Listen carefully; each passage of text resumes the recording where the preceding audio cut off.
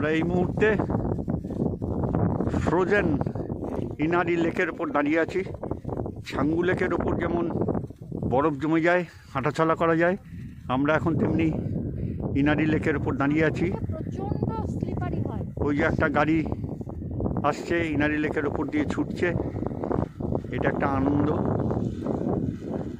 যে জমে যাওয়া লেকের ওপর দিয়ে গাড়ি নিয়ে ছুটছে।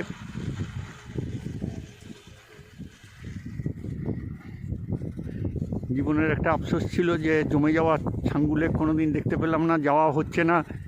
সবাই বলে জমে যাওয়া ছাঙ্গু লেকের ওপর দিয়ে হেঁটে যাওয়া যায়, সেই শখটা পূরণ হয়ে গেল আজকে ফিনল্যান্ডের ইনারি লেকে এসে। 100 কিলোমিটার লম্বা এই লেকটা।